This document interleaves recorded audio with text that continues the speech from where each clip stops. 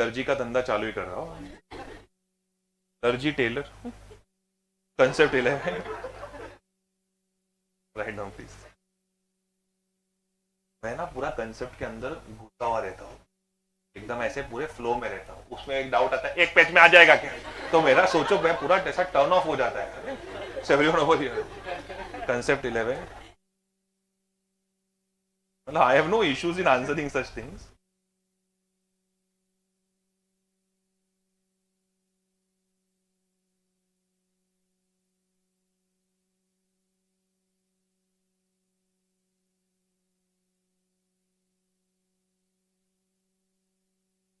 Summary of various matters in audit report. These are main important matters. इसके अंदर भी सारी matters तो कवर नहीं हो सकती, बट मेन जो crux okay.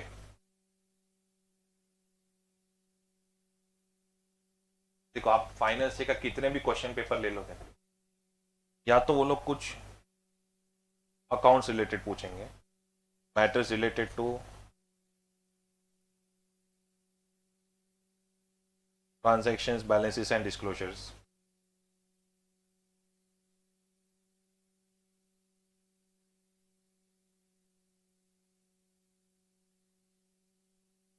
Presented or disclosed in the financial statement.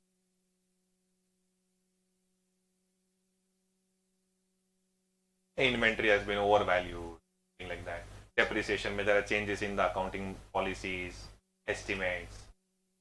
Something related to transaction, TBDs यानी transactions, balances and disclosures. या तो फिर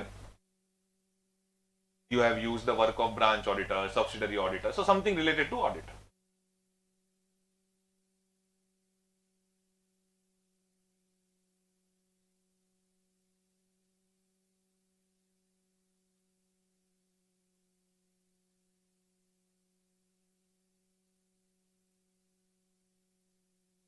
Matters related to audit procedures, scope of audit, etc.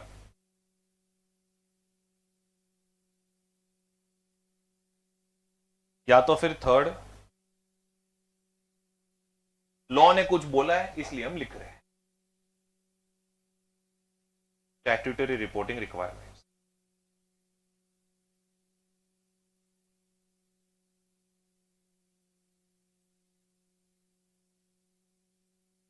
Statutory reporting requirements सबसे easy है, statutory reporting requirements. पहले उसको खत्म करते हैं।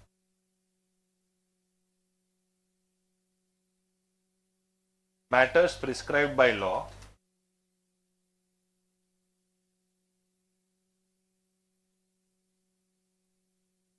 matters prescribed by law requiring comments of the auditor.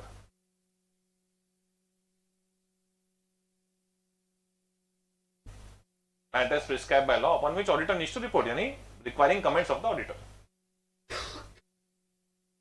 इसके बेस्ट एग्जांपल जो आपके मॉड्यूल में दिए हैं 143 subsection 1 and subsection 3 of companies act 2013।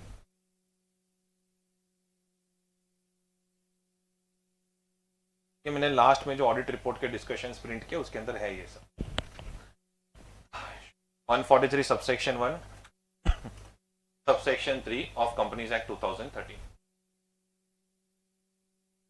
Okay, इसके लिए अलग से पैराग्राफ बनाया है, इसका कोई लेना देना नहीं है दूसरे पैराग्राफ से।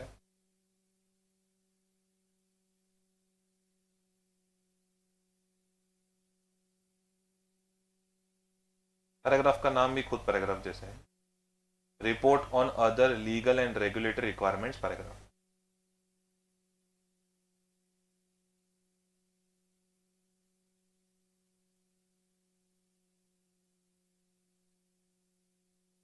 Report on other legal and regulatory requirements paragraph.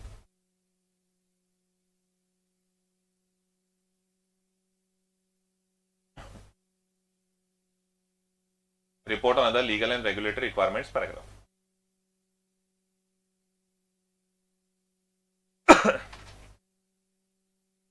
तो समझो कंपनी को जितने भी आरओसी के पास फाइलिंग्स करने थे, अगर कंपनी ने वो फाइलिंग्स नहीं किए, हाँ, मिनिस्ट्री ऑफ कॉर्पोरेट अफेयर्स की गाइडलाइंस को वायलेट किया, ऐसा कुछ आपके सामने आया तो कहां पे लिख दोगे आप, कौन से पैराग्राफ में?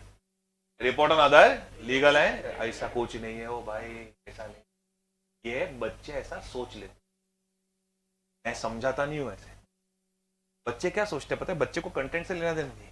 टाइटल क्या है पैराग्राफ का? Title legal and regulatory. सुन भाई तरह मैं समझाते हैं, एक तो ना तुम लाइब्रेरी में ना बाजू वाले दोस्त लोग से बातचीत करना बंद कर दो, पास हो जाओगे, रैंक आएगा। तुम दोनों एक दूसरे को जो समझाते हो ना, वो तुम मार्क्स कम ही कर रहे हो। अरे जरा देखो तो सही, किससे पूछ रहे हो, क्या पूछ रहे हो, और तुम्हारा ट्रस्ट किससे कैसे हो सकता है इतना ज्यादा उसके ऊपर? तो हम लोग क्या टेल मी, बच्चे लोग क्या सोचते हैं, कुछ भी लीगल प्रॉब्लम रहेगा ना, लीगल कुछ भी इशू रहेगा ना, then report under legal and regulatory requires paragraph. Bullshit understanding, that is not the case. Report on other legal and regulatory requirements paragraph has been created only for such matters जहां पे law ने specifically बोला है कि auditor तू comment कर। ऐसा कुछ हुआ है क्या? फॉर एग्जाम्पल, लॉ ने क्लियरली बोला हुआ है section 143 subsection 3 clause G of companies act 2013 के अंदर, whether directors of the company are disqualified और नॉट। तो बिकॉज, अच्छा लॉ ने बोला है कि ऑडिटर तू इसके ऊपर रिपोर्ट कर, बिकॉज लॉ ने बोला है हमको ये चीज के ऊपर रिपोर्ट करने के लिए, that is why this point we will cover under which paragraph? Report on other legal and regulatory requirements paragraph. I want a confirmation, are you understanding this, yes और नो सर? तो it is not any legal issue to be covered over here, no, wrong understanding. इसलिए मैं बोल रहा हूं ये ऐसे ही याद रखना है, matters prescribe by law requiring where law has literally asked the auditor to comment. Law ने ऐसा कोई भी सेक्शन नहीं जहां पे लॉ ने बोला हो कि आरओसी के पास सारी फाइलिंग्स हुई कि नहीं हुई, कमेंट करो, ऐसा है ही नहीं कुछ। तो फिर हम नहीं कवर करेंगे उसको। लेकिन डायरेक्टर डिस्क्वालिफिकेशन का लिखा है सेक्शन 143 सबसेक्शन 3 के auditor shall comment upon this matter, तो डायरेक्टर डिस्क्वालिफिकेशन के ऊपर कमेंट करेंगे। Are you getting my point, yes और no sir? Yes sir, alright. चलो, मैटर्स रिलेटेड टू अपने ट्रेडिशनल चीजों पे आ जाते हैं। Transaction balances and disclosures presented और disclose in the financial statement. ये समझ में आ रहा है ना, समरी है, वापस समझा नहीं रहा हूं। तो टेल मी, जब भी balance sheet, PNL, notes to accounts related कुछ भी क्वेश्चन रहने दो, सबसे पहले क्या देखने का? फाइनली क्वेश्चन पढ़ के पता क्या चल रहा है, एविडेंस मिला है कि एविडेंस नहीं। रोहित सुपर्ब, रोहित ने एक और एग्जांपल दिया इसके लिए, 143 सबसेक्शन 12 नहीं, वो इसमें नहीं बैठेगा, वो फ्रॉड रिपोर्टिंग अलग से central government control. But I am happy that you are participating. चलो everyone over here, sufficient approve audit evidence is available, sufficient approve audit evidence is not available. Not available रहेगा तो modify opinion. ये direct report पे आ रहा हूं अभी, वापस स्टोरी चालू मत करना, इंक्वायर अबाउट द रीजंस। अभी डायरेक्ट रिपोर्ट पे आ रहा हूं, क्वालिफाइड और डिस्क्लेमर ऑफ एन ओपिनियन।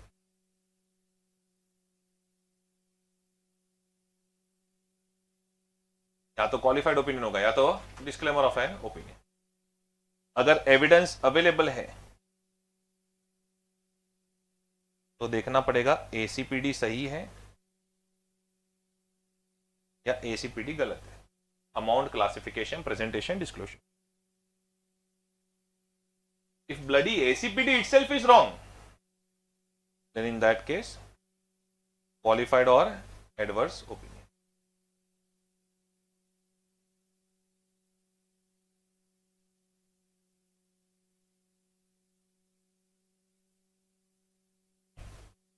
अगर ACPD सही है, alright, तो आपको सिलेक्ट करना है बिटवीन एम्फोसिस ऑफ मैटर, ई ऑडिट मैटर, मूर्ग पैराग्राफ, ये सब तभी आते हैं। Are you getting my point? लेकिन अभी किसमें क्या लिखना है, मतलब इसमें सोचना कैसे है, what should be the line of thinking.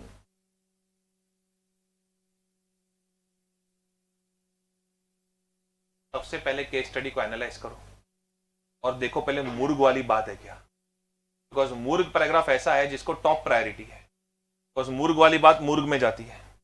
So line of thinking समझा रहा हूं, फर्स्ट चेक करने का,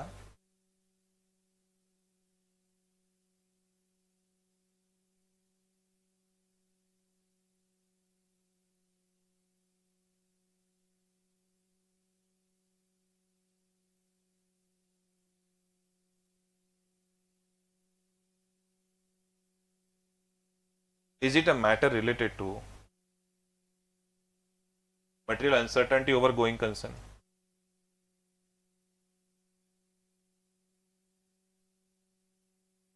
Rahul, I will explain that later. Is it a matter related to material uncertainty over going concern?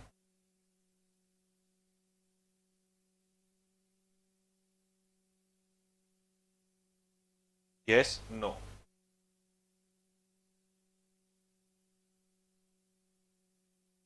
If it is a matter related to material uncertainty over going concern, तो कहां पे report करोगे? कहां पे report करोगे? मूर्ख paragraph. और listed entity रहेगा तो कहां पे रिपोर्ट करोगे? लिस्टेड एंटिटी रहेगा तो कहां पे रिपोर्ट करोगे? मूर्ख पैराग्राफ. खाली की ऑडिट मैटर में क्या चला जाएगा? Additional reference. मूर्ख पैराग्राफ चाहे लिस्टेड हो या unlisted entity.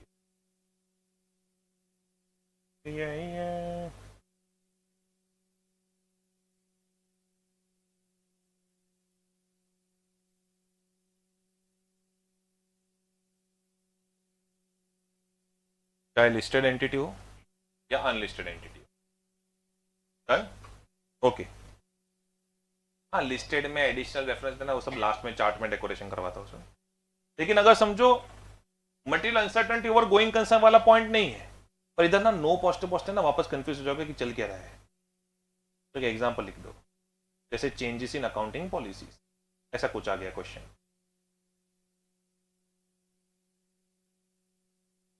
Changes in accounting policies, फिर ऊपर से चार्ट बोल नहीं जाने का. हेलो ए ओए, एविडेंस मिल चुका है, you have obtained evidence. Hello, ACPD is also correct. तो ओपिनियन मॉडिफिकेशन वगैरह का तो बात ही नहीं आता. एंड गोइंग कंसर्न वाला मैटर भी नहीं है. देन इन दैट केस ये कहां पे जाएगा? First check. ईओएम क्या? First check.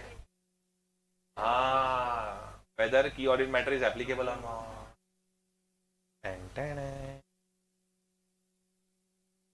यार तो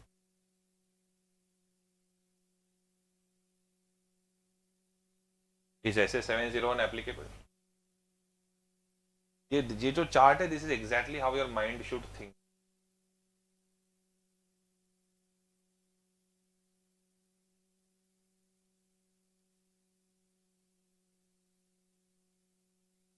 अगर ऐसे 701 एप्लीकेबल है तो कहां जाएगा? नहीं, इसके बाद भी देखना पड़ेगा. Is it a matter of utmost significance? तुम लोग क्या कर रहे हो पता है? 701 एप्लीकेबल है ना, बाकी सब की कुर्बानी कर दो. You have to think whether it is a matter of utmost significance or not. ऐसे ही थोड़ी डिग्री हाथ में दे देंगे भाई. वैल्यू कितना है? 25 लाख का पैकेज है स्टार्टिंग. ऐसा हमको बोलना पड़ता है ताकि लोग रजिस्टर कर. Is it a matter of utmost significance?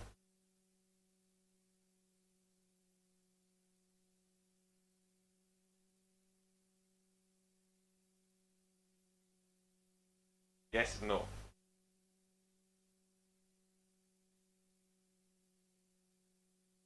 यार इतनी पढ़ाई करने का 1 करोड़ तो मिलना चाहिए. All right. Is it a matter of utmost significance? Yes, no. Yes, yes. Now tell me, now you'll write it under key audit matter. तो तुम कब से बोलना चाहते थे?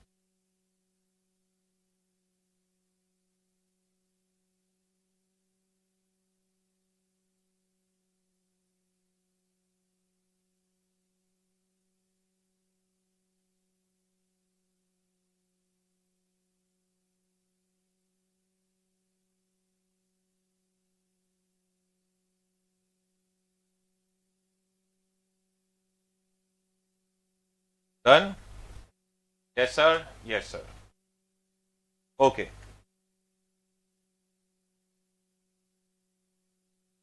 Now on the other side, matters, ये लास्ट है ये chart. Okay. Matters related to audit procedures, scope of audit. Matters related to audit procedure, scope of audit कहां पे लिखेंगे हम लोग? Other matter paragraph. तो जनरल ना, बाकी सोचो, थोड़ा लाइन में सोचना पड़ेगा, डायरेक्ट अदर मैटर नहीं करने वाला, मैटर हो जाएगा तुम्हारे साथ। डाउन एरो, सबसे पहले क्या देखने का, वेदर 701 इज, नहीं उसके पहले भी एक और चीज मैंने आपको एक चीज बताई थी कि ये अदर मैटर नाम का पैराग्राफ आया क्यों।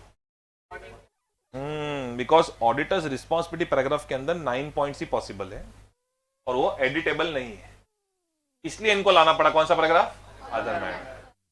फॉर एग्जाम्पल, अगर समझो एमसीक्यू आ गया, auditor wants to provide explanation about materiality concept, auditor wants to provide explanation about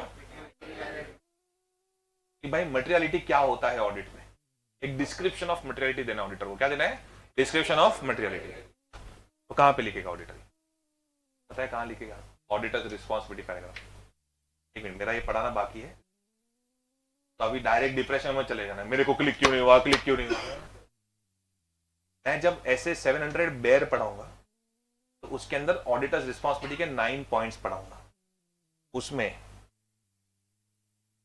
ये देखो, ये रिलायंस का ऑडिटर है ना, रीजनेबल एश्योरेंस क्या होता है, ऑब्जेक्टिव्स हमारे क्या होते हैं, मटीरियलिटी का मतलब क्या होता है, ये सच, ये सारी चीजों कहां पे एक्सप्लेन कर रहा है, ऑडिटर्स रिस्पॉन्सिबिलिटी, बिकॉज कंपलसरी वहां पे करनी है। बच्चे क्या कर रहे हैं, ऑडिटर्स रिस्पॉन्सिबिलिटी का कंटेंट पढ़ते ही नहीं है, तो ऐसा कुछ भी ऑडिट रिलेटेड आता है ना तो लोग सीधा क्या मार्क कर देते हैं, अदर मैटर। लेकिन एक्चुअल लाइन ऑफ थिंकिंग क्या होना चाहिए, everyone over here write down.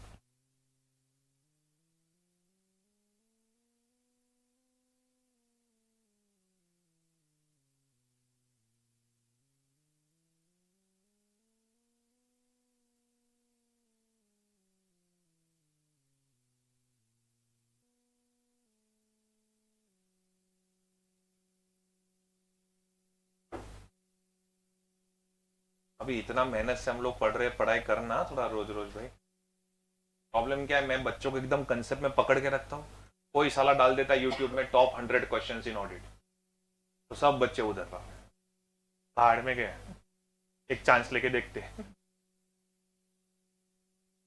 Is it a matter prescribed under auditors responsibility paragraph,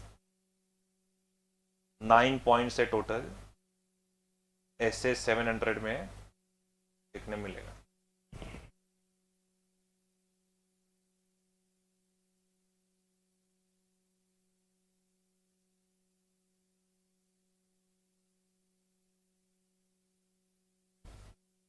Yes, no.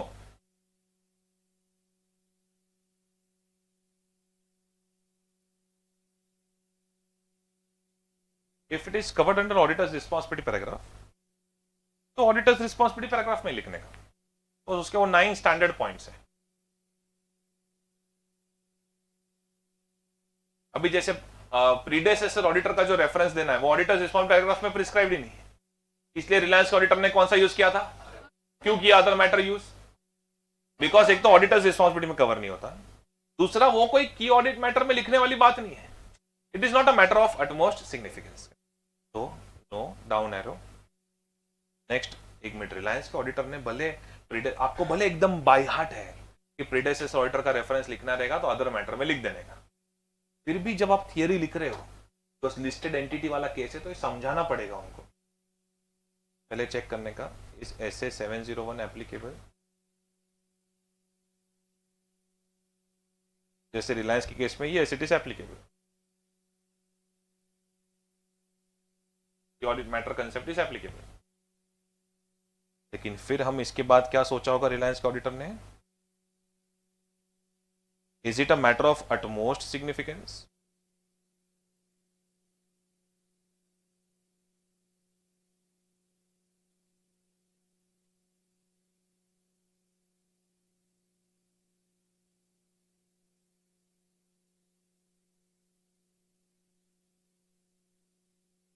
is it a matter of utmost significance, any significant read,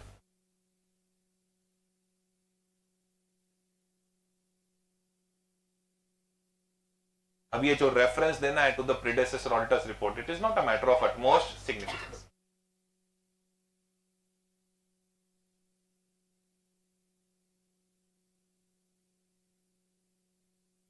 other matter paragraph, लेकिन अगर matter of utmost significance कोई आए तो की audit matter है।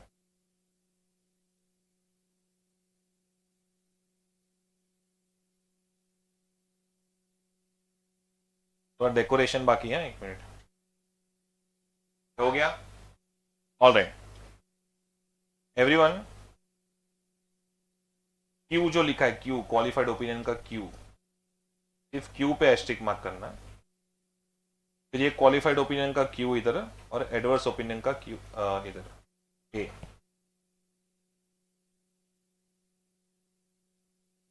Disclaimer पे asterisk mark मत करना, ना एग्जाम में आ जाएगा एस्ट्रिक। ओके, ये जो मूर्ख पैराग्राफ है इधर एस्ट्रिक मार्क कर देना।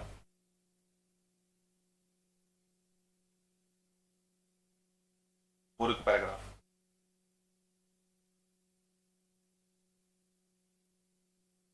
फिर ये जो report on other legal and regulatory requirements paragraph है उधर भी एस्ट्रिक मार्क कर देना।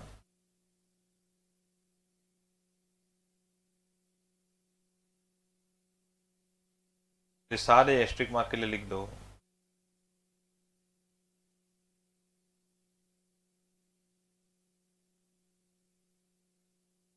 If SA 701 is applicable,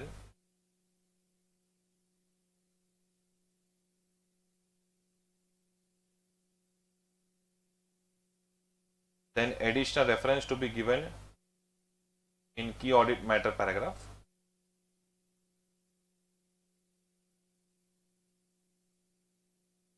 तो फॉर्मेलिटी के लिए लिख रहा हूँ, if it is a matter of utmost significance. सबको पता है क्वालिफाइड ओपिनियन, एडवर्स ओपिनियन, मूर्ग, वो सब तो मैटर ऑफ अटमोस्ट सिग्निफिकेंस है ही। If SA 701 is applicable, then additional reference to be given in key audit matter paragraph. If SA 701 is applicable, then additional reference to be given in key audit matters paragraph if it is a matter of utmost significance.